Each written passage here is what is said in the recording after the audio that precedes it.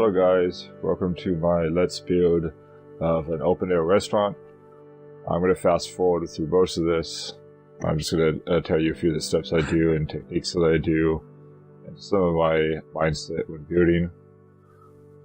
Right now I'm just going to be building like the foundation because I build settlements that the buildings all kind of sync together and it's not just one building interrupting another building, you know, trying to give it a little bit more of a unified feel. I want to start with a foundation so I have an idea of how much space I have available to like work with. I might deconstruct it in the process of building and rebuild it or reorient it, but it's good to start with a foundation just so you have an idea of where to start with. So I'm going to fast forward through the rest of building this foundation, move on to the next step, and talk to you guys when I get to that point.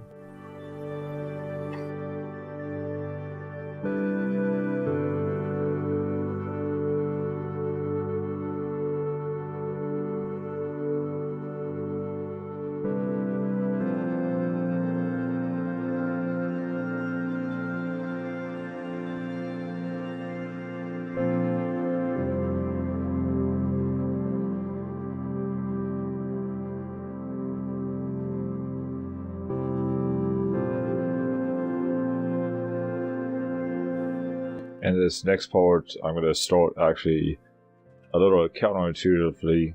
Instead of building from the bottom up, it's almost easier to build from the top down with a lot of these things. Just because of the way the snapping works, you have problems getting things to fit a lot of times once you've already built the bottom part. So I'm building a wall just to get me started and figuring out exactly the placement I need to put the top floor, because I want to do a 2-floor structure with this one. Also, I'm going to be using a little bit, only 2 of the pre-constructed pieces. Ideally, if you're better than I am with pre-planning things out, you figure out as much of the pre-constructed pieces as you can do, because the more of those you use, the better your memory usage is going to be. Not like space or size of the settlement, but more just memory for the Xbox. And the more of those pieces you use, the less likely your Xbox is going to, or your PlayStation, if you're doing this on PlayStation, or computer, is going to crash on you. Especially the Xbox has a tendency to crash when you get way too many objects in a settlement. After I get all this set up, I do a little bit of a weird piece where I put a wall for like height comparison, and I'll use place anywhere to bring the top floor down. And that's again because of snapping problems. A lot of the little weird problems you come into with building stuff like this is just little design flaws you gotta get used to adapting to. And I'm doing this because the snapping problems come up where the floors want to, there basically isn't a floor, normal floors that will work as second-story floors unless you lower them a little bit. Otherwise you have this really weird gap and it looks really ugly. So that's all I'm doing, is I'm just using it to slightly lower it. And depending on the system you're on, there's a button combination you can use to make sure you're just lowering up and down motion, so you can just use that. Just look it up on like a wiki, because it depends on whether you're on PlayStation, Xbox, or computer, what the button combination is.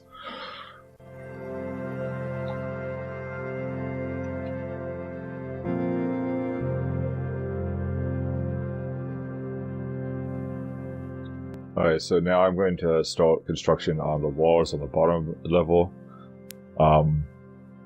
I'm going to take and remove the upper floor a little bit, but just move it off the side. I'm doing this again because of snapping issues. A lot of like walking around the weird things of a good build will be figuring out that certain things would be allowed to be placed, but only in particular order. and you want to try and figure those out. It's just kind of a thing that you figure out through a lot of builds. You eventually figure out some of the things that you can place on top of each other that you wouldn't think you would be able to place on top of each other walk, but only if you do them in a certain order.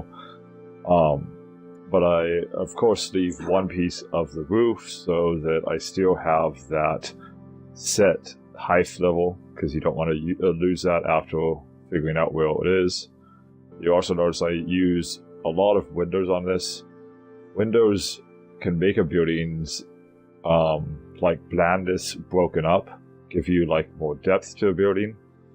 You don't want a building to just look like a box. If you do that, then it feels very artificial. Unless you're trying to go for like a military aesthetic or something really rough. So I use a lot of windows to break up that aesthetic. You do want to be careful with windows. There's a reason that the basic non-modded tile sets don't have them. They are harder on your memory again.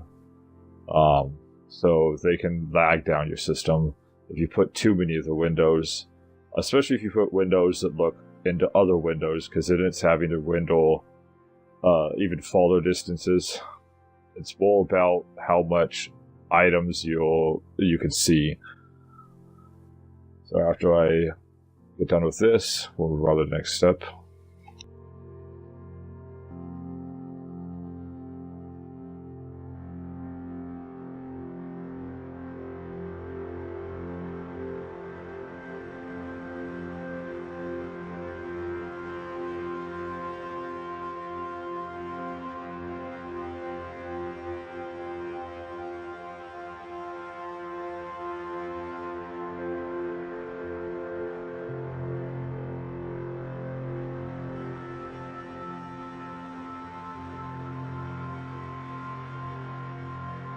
Next, I'm going to walk on the upper floor, the obvious step. One of the things I'm going to do here is make sure that I don't just use a flat roof. Again, trying to break up that boxy aesthetic. Buildings in real life very rarely look like boxes. So the boxier you make your building, the more it's going to feel artificial. It may not be obvious why it feels artificial, but people are going to just get a feel for that.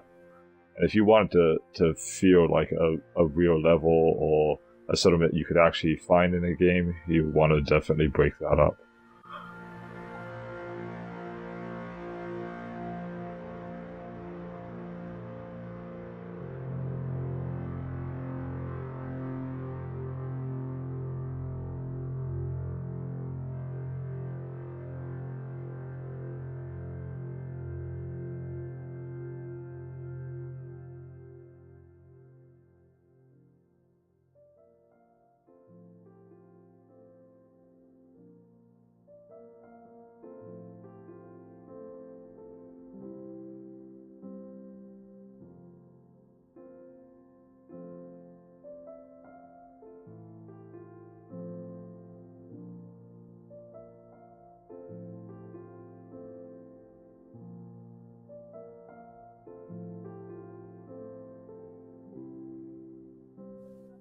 Okay, so now we've got some nice little details. There's different layers to it.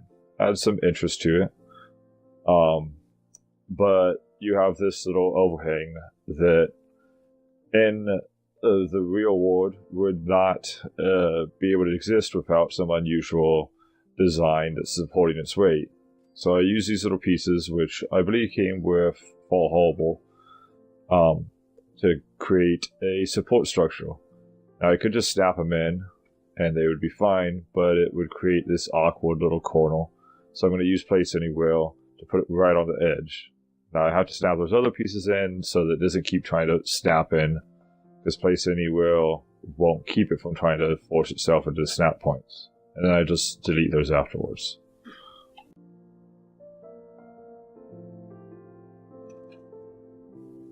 So now the main structure is finished. But that's really only half of a good project. If you just left this main structure empty, it would definitely just feel like a video game. And for me, I very much try to aim for structures that feel like a place that you could walk into. So you have to walk on the furniture, and I just take it one room at a time and go through and put little pieces in there for the first step.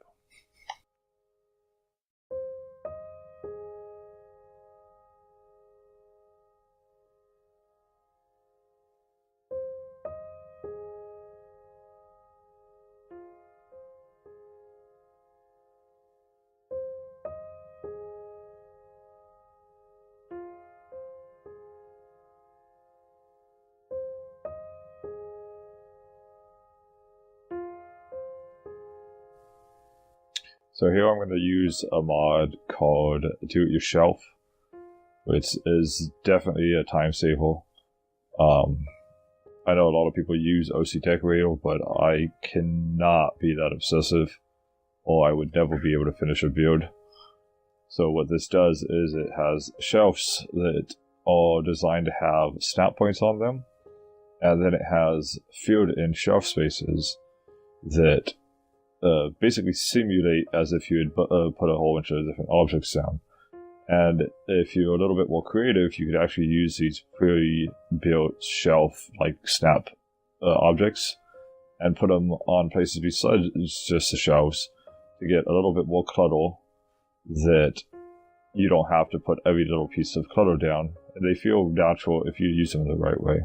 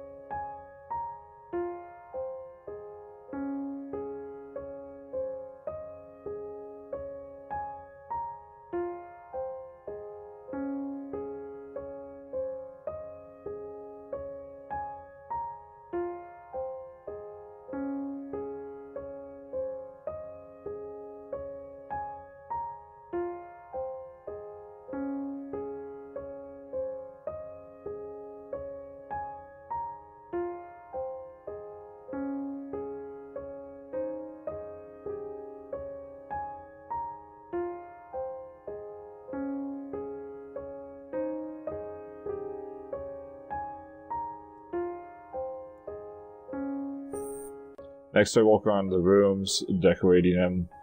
Usually when I do room decoration, I try to come up with a little bit of like a personality trait to influence the look of the room, so it doesn't feel like every room looks exactly the same. Or in the case of this room, I just went with like a color scheme. So I used all the yellow signs and a yellow seat in it. Just something to give the rooms a little bit more variety. You don't want to copy and paste too much.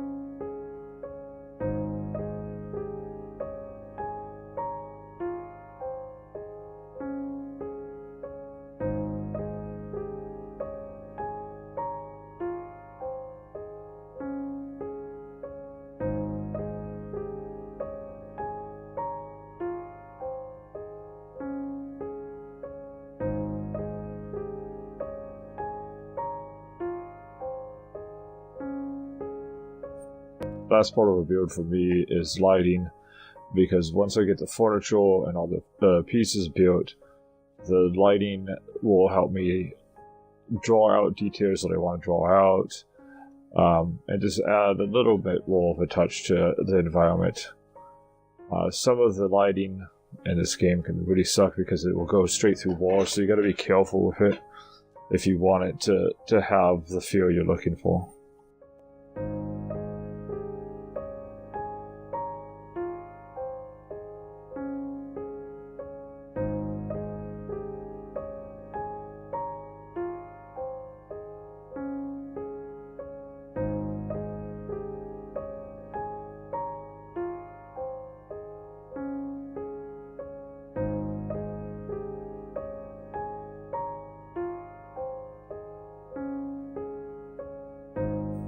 Thanks for watching, guys. If you want me to do more of these, make sure to let me know in the comments below.